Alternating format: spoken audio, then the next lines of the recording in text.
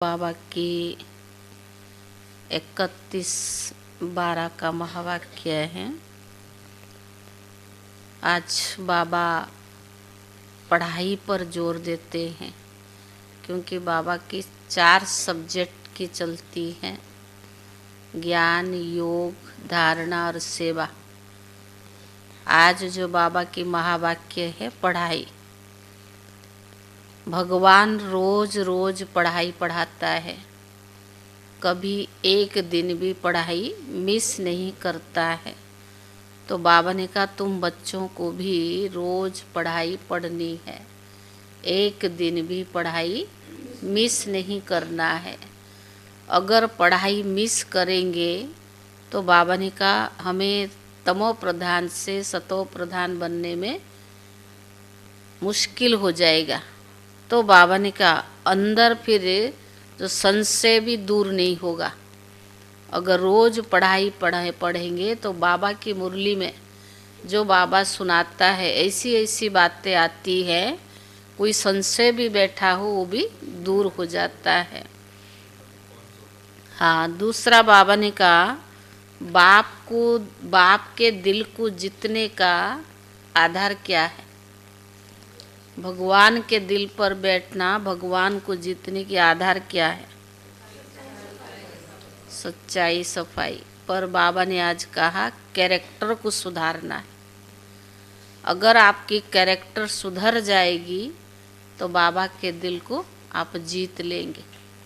तो मुख्य आधार जो है पवित्रता, और पवित्रता और पढ़ाई में अगर आप एक्यूरेट है तो भगवान के दिल को जितना सहज हो जाएगा। सारे मीठे बच्चे बाप जो रोज रोज पढ़ाते हैं, यह पढ़ाई कभी मिस नहीं करनी है।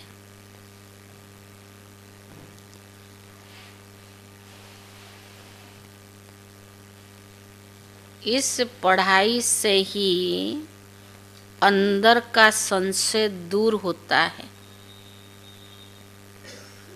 इस पढ़ाई से ही अंदर का संशय दूर हो जाता है।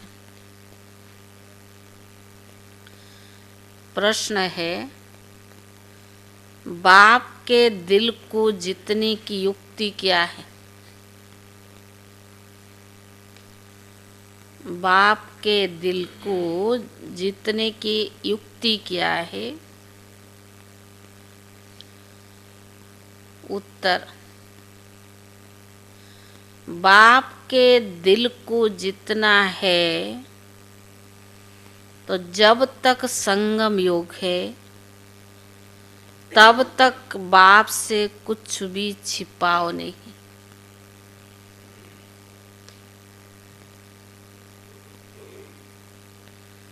जब तक संगम योग है तब तक बाबा से कुछ छिपाओ नहीं। अपने कैरेक्टर्स पर पूरा पूरा ध्यान दो। अपनी कैरेक्टर्स पर पूरा पूरा ध्यान दो। अगर कोई पाप कर्म हो जाता है, अगर कोई पाप कर्म हो जाता है तो सर्जन को सुनाओ तो हल्के हो जाएंगे।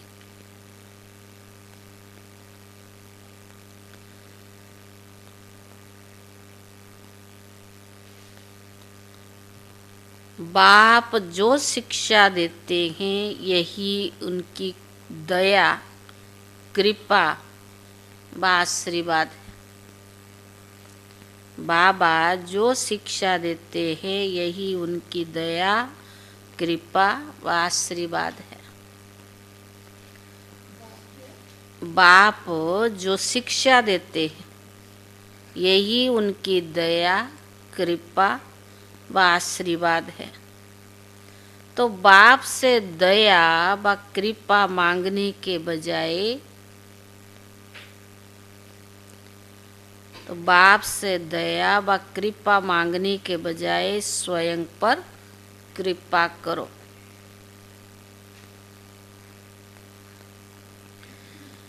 ऐसा पुरुषार्थ करो जो बाप के दिल को जीत लो। ऐसा पुरुषार्थ करो जो बाप के दिल को जीत लो। ओम शांति। अभी रूहानी बच्चे यह जानते हैं कि नई दुनिया में सुख और पुरानी दुनिया में दुख है। दुख में सभी दुख में आ जाते हैं और सुख में सभी सुख में आ जाते हैं। सुख की दुनिया के दुख का नाम निशान नहीं, और जहाँ दुख है वहाँ सुख का भी नाम निशान नहीं। जहाँ पाप है वहाँ पुण्य का काम का नाम निशान नहीं, और जहाँ पुण्य है वहाँ पाप का काम का भी नाम निशान नहीं। यह कौन सी जगह है? एक है सतयुग, दूसरा है कलयुग। सतयुग में पाप का नाम निशान नहीं और कलयुग में पुण्य का नाम निशान नहीं। तो कौन सा है? सतयुग और कलयुग। यह बच्चों की बुद्धि में जरूर तो होगा ही। अभी दुख का समय पूरा होता है और सतयुग के लिए तैयारियां हो रही है। हम अभी इस छीछी दुनिया से ऊपर पार सतयुग अर्थात राम राज्य में जा रहे हैं। नई दुनिया में सुख और पुरानी दुनिया में दुख है। ऐसा नहीं जो सुख देता है वही दुख भी देता है। नहीं, सुख बाप देते हैं और दुख माया रावण देता है। उस दुश्मन की एफजी हर वर्ष जलाते हैं। दुख देने वाले को हमेशा जलाया जाता है। बच्चे जानते हैं जब उसका राज्य पूरा होता है फिर हमेशा के लिए खलास भी हो जाता है। 5 विकारी सबको आदि मध्य अंत दुख देने वाली है। तुम यहाँ बैठे हो तो तुम्हारी बुद्धि में यही रहे कि हम बाबा के पास जाएं। रावण को तो तुम बाबा नहीं कहेंगे ना। कब सुना है रावण को परमात्मा कोई कहते हो? कभी नहीं। कई समझते लंका में रावण था। बाप कहते सारी दुनिया ही लंका है। कहते हैं भास्कोड़ा गामा ने चक्कर लगाया स्टीमर बोट के द्वारा। जिस समय उसने चक्कर लगाया उस समय एरोप्लेन आदि नहीं थे।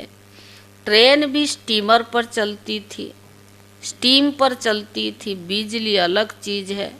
और बाबा कहते दुनिया एक ही है। नई दुनिया और पुरानी दुनिया बनती है।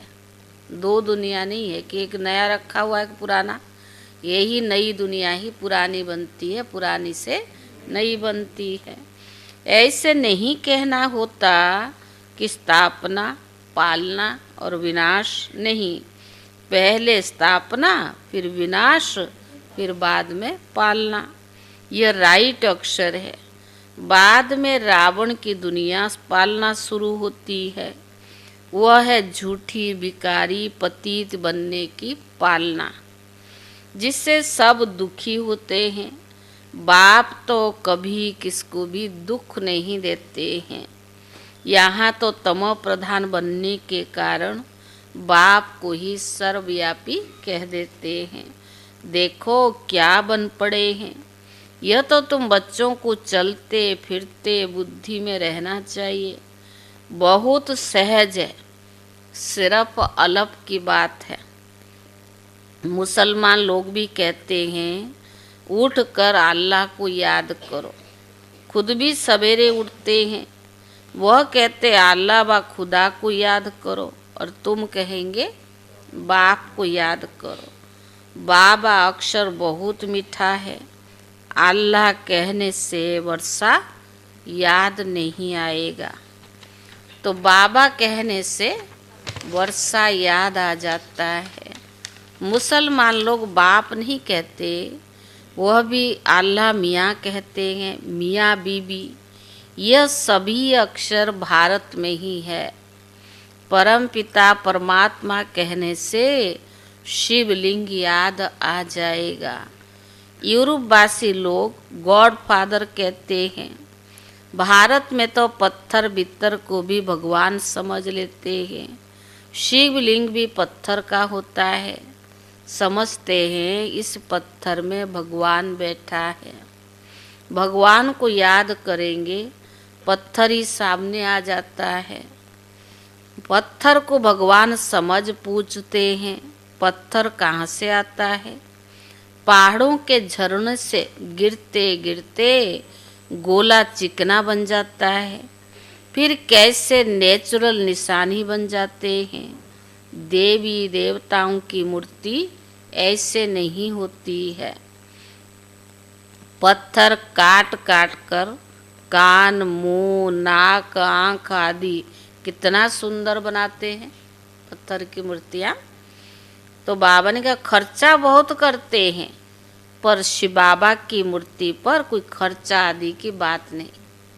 वो आपका ही गोल अंडाकार पत्थर घिस घिस के बनी बनाई मिल जाता है। अभी तुम समझते हो बच्चे, हम सो देवी देवता चैतन्य में खुद बन रही हैं। चैतन्य में होंगे तो पूजा आदि नहीं होगी। सतयुग में पूजा होगी? नहीं होगी ना। जब पत्थर बुद्धि बनते तब फिर पत्थर की पूजा करते। पूजा कब होती है राजेश भाई? कब? जब पत्थर बुद्धि बनते तो पूजा होती किसे? पत्थर की होती है। जैसे होंगे वैसे ही तो पूजा होगी ना। चैतन्य है, पूज्य है, फिर पुजारी बन जाते हैं। वहाँ न कोई पुजारी होते, ना वहाँ कोई पत्थर की मूर्ति होती है, वहाँ दरकार नहीं। सतयुग में जो चैतन्य में थे उनकी निशानी यादगार के लिए पत्थरों की रखते हैं। अभी इन देवताओं की कहानी तो का तुमको मालूम पड़ गया। इन देवताओं की जीवन कहानी क्या थी, फिर से वही रिपीट होती है। आगे ये ज्ञान चक्षु नहीं था। आगे तो जैसे ज्ञान चक्षु नहीं था, पर क्या थे? पत्थर बुद्धि थे। अभी बाप द्वारा ज्ञान मिला है। ज्ञान एक ही है, परंतु उठाने वाले नंबरवार हैं। रूहानी तुम्हारी रुद्रमाला भी इस धारणा के अनुसार बनती है। जैसे हम ज्ञान को उठाते हैं, धारणा करते, उसी अनुसार रुद्रमाला भी बनती है। एक है रुद्रमाला, दूसरी है रूंडमाला। एक है ब्रदर्स की, दूसरी है ब्रदर्स और सिस्टर की। यह बुद्धि में आता है हम आत्मा है। एक है ब्रदर्स की, दूसरे ब्रदर्स और सिस्टर्स की। माना एक है आत्माओं की माला। यह तो बुद्धि में आता है हम आत्माएं बहुत छोटी छोटी बिंदी माफिक है। गायन भी है, ब्रुकुटी के बीच चमकता है अजब सितारा। तो बाबा ने कहा अभी तुम समझते हो हम आत्मा चैतन्य है, एक छोटे सितारे मिसले। फिर जब गर्भ में आते तो पहले कितना छोटा पिंड होता है, फिर कितना बड़ा हो जाता है। वही आत्मा अपने शरीर द्वारा अविनाशी पाठ बजाती रहती है। यह शरीर को ही फिर सब याद करने लग पड़ते हैं। यह शरीर या अच्छा बुरा होने के कारण सबको आकर्षित भी करता है। सतयुग में ऐसे नहीं कहेंगे कि आत्मा सतयुग में ऐसे नहीं कहेंगे कि आत्मा अभिमानी बनो, अपने को आत्मा समझो। यह ज्ञान अभी तुम्हें मिलता है, क्योंकि तुम जानते हो अभी हम पतित बन पड़ी हैं। तो बाबा ने कहा पतित होने के कारण जो काम करती है वह सब उल्टा ही हो जाता है। बाप सुलटा काम कराते और माया उल्टा काम कराती है। सबसे उल्टा काम है बाप को सर्वव्यापी कहना। तो बाबा ने कहा आत्मा जो पाठ बजाती है वे अविनाशी है, उनको जलाया नहीं जाता, उनकी पूजा होती है, शरीर को जलाया जाता है।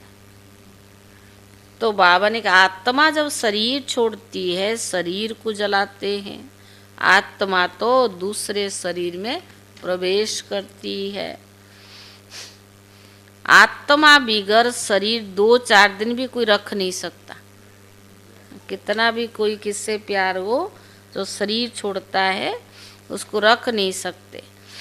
कई तो फिर शरीर में दवाइयाँ आदि लगा कर रख देते हैं, परंतु फायदा क्या। क्रिश्चियन का एक सेठ जेवियर है, कहते उसका शरीर अभी भी रखा हुआ है। अभी तो आशा दीदी सुना रहे थे मुरली में, कहाँ, गुवाहाटी में भी एक रखा हुआ है बहुत साल से दवाइयाँ लगाकर। तो बाबा ने कहा उनका भी जैसे मंदिर बना हुआ है, किसको दिखाते नहीं है, सिर्फ उनके पाँव दिखाते हैं। कहते कोई पाँव छू लेता तो बीमार नहीं होता है।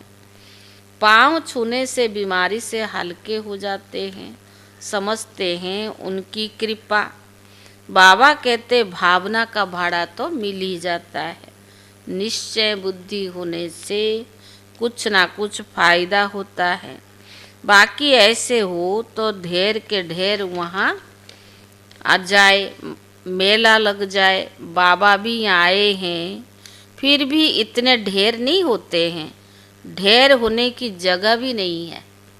जब ढेर होने समय आता है तो बाबा ने कहा तो विनाश हो जाता है। यह भी ड्रामा बना हुआ है ना, इसका आदि व अंत नहीं है। हाँ, झाड़ की जर्जरी अवस्था भी होती है, अर्थात तमो प्रधान बन जाता है। तब यह झाड़ चेंज होता है। कितना ये बेहद का बड़ा झाड़ है। पहले वो आएंगे जिनको पहले नंबर में आना है। तो बाबा ने कहा नंबर आएंगे ना, नंबर बार तो आएंगे ना, सभी सूर्यवंशी इकट्ठे नहीं आएंगे। 8 गद्दी चलती है ना, सारे थोड़ी पहुंच जाएंगे एकदम, तो धीरे धीरे आएंगे, वृद्धि होंगी। चंद्रवंशी भी सभी इकट्ठे नहीं आते हैं, नंबर बार आएंगे ना, नंबर बार माला अनुसार ही आएंगे। पाठधारी सभी इकट्ठे कैसे आएंगे, ख्याल ही बिगड़ जाए। 21 पीढ़ी चलेगी, 8 और 12, तो कैसे इकट्ठे सारा आ जाए, तो सारा खेल ही बिगड़ जाए। यह खेल बड़ा एक्यूरेट बना हुआ है, इसमें कोई चेंज नहीं हो सकता है। मीठे मीठे बच्चे जब यहाँ बैठते हो तो सदैव बुद्धि में याद रहना चाहिए। और सत्संग में तो और बातें में आती है। यह तो एक ही पढ़ाई है जिससे तुम्हारी कमाई होती है। उन शास्त्र आदि का पढ़ने से कोई कमाई नहीं होती है। हाँ, कुछ ना कुछ अच्छे गुण होते हैं। आधा कल्प भक्ति किया, कोई ना कोई धर्म को माने, कुछ तो मैनर्स बना ना। अगर वो भी ना मानते, ग्रंथ पढ़ते बैठते हैं, ऐसे नहीं कि सभी निर्विकारी होते हैं। बाबा कहते इस दुनिया में सभी भ्रष्टाचार से ही पैदा होते हैं। कलयुग में, अभी के लिए बाबा कहे ना, इस दुनिया में तुम बच्चों से कोई पूछते हैं वहाँ जन्म कैसे होगा, है? बोलो वहाँ तो 5 विकार है ही नहीं। योग बल से ही बच्चा पैदा होते हैं। पहले ही साक्षात्कार होता कि बच्चा आने वाला है। वहाँ विकार की बात नहीं है। यहाँ तो बच्चों को भी माया गिरा देती है। कोई कोई तो बाप को आकर सुनाते हैं, अगर सुनाएंगे नहीं तो, मान लो कोई भी कारण से ऊपर अवस्था नीचे होती, अगर बाबा को सुनाएंगे नहीं तो और 100 गुना दंड पड़ जाएगा। बाबा तो सभी बच्चों को कहते अगर कोई पाप कर्म हो जाता तो बाबा को झट बताना चाहिए। बाबा अविनाशी वैद्य है। बाबा कौन है? अविनाशी वैद्य है। सर्जन को सुनाने से तुम हल्के हो जाएंगे। जब तक संगम योग है तब तक,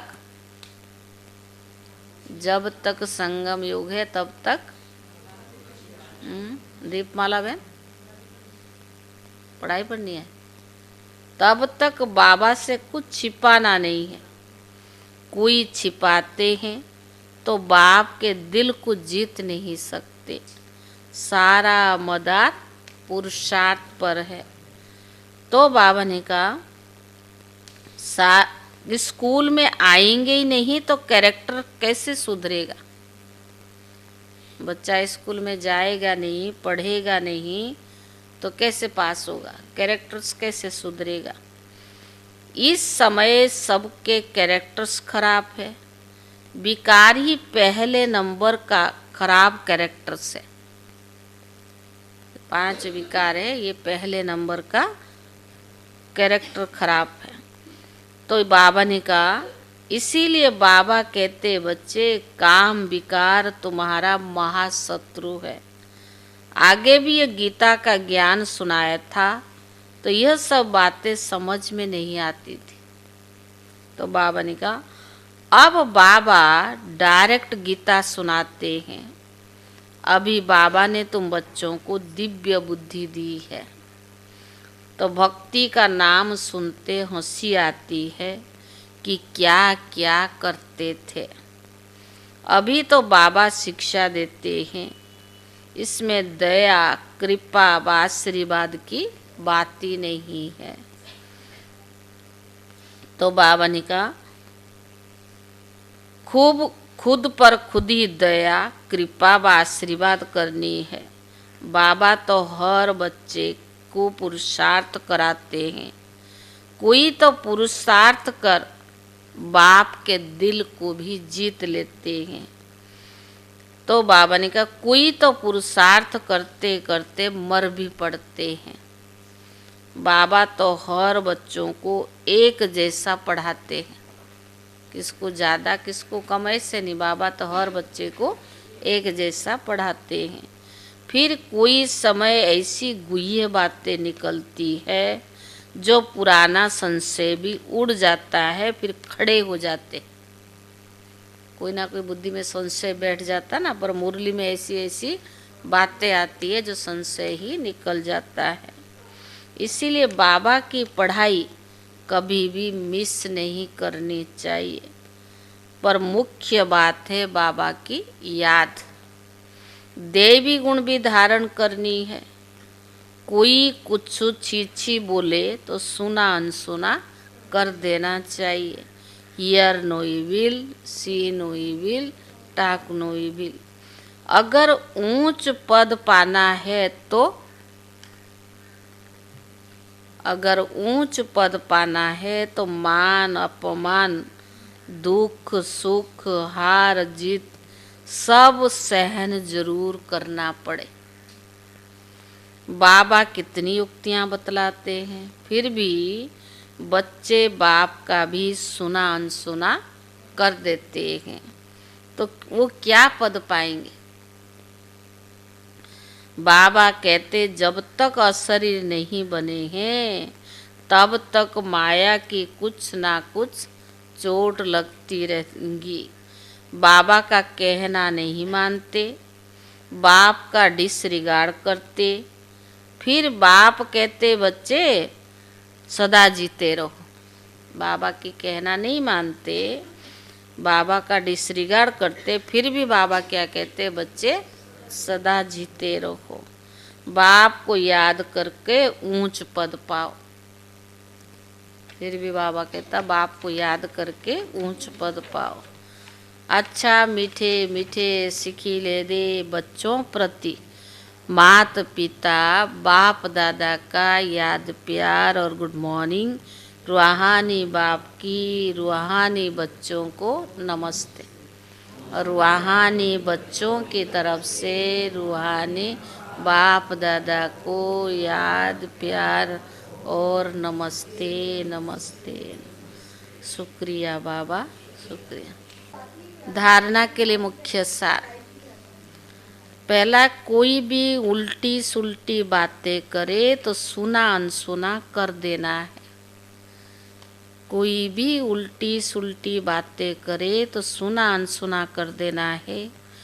हियर नो इविल, दुख सुख मान अपमान सब कुछ सहन करना है।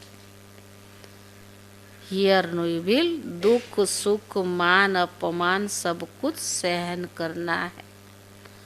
दूसरा, बाबा जो सुनाते हैं उससे कभी सुना अनसुना कर बाप का डिसरिगार्ड नहीं करना है। बाबा जो सुनाते हैं उससे कभी सुना अनसुना कर डिसरिगार्ड नहीं करना है। माया की चोट से बचने के लिए असरी रहने का अभ्यास जरूर करना है। माया की चोट से बचने के लिए असरी रहने का अभ्यास जरूर करना है। वरदान।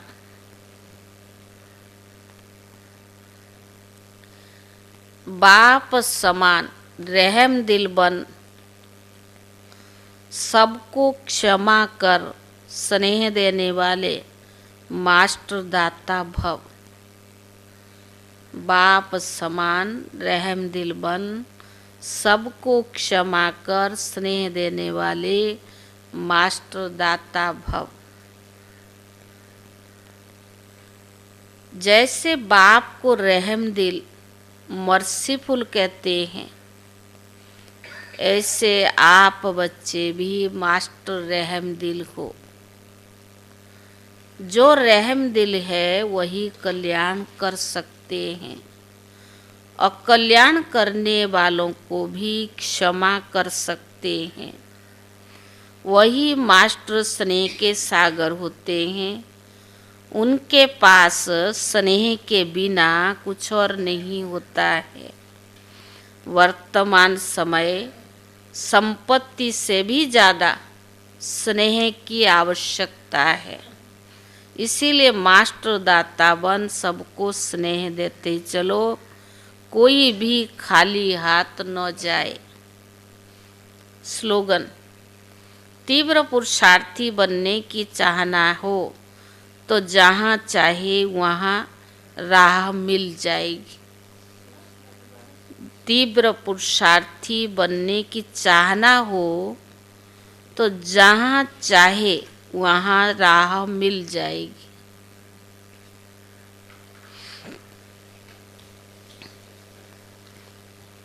आज है 31 दिसंबर। आज के अव्यक्त इशारा है, अब मास्टर रचयिता बन अपनी रचना को शुभ भावना से शुभ चिंतक बन भिखारियों को उनकी मांग प्रमाण संतुष्ट करो।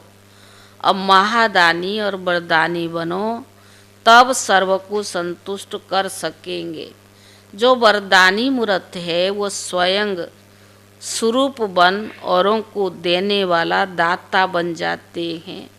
विशेष अटेंशन सदा स्वयं से और सर्व से संतुष्ट रहना ही है, तभी जाके अनेक आत्माओं की इष्ट बन सकेंगे। अब अष्ट देवताओं में भी आ सकेंगे। सदा स्वयं और सर्व से संतुष्ट रहना ही है, तभी अनेक आत्माओं के इष्ट बन सकेंगे व अष्ट देवताओं में आ सकेंगे। ओम शांति।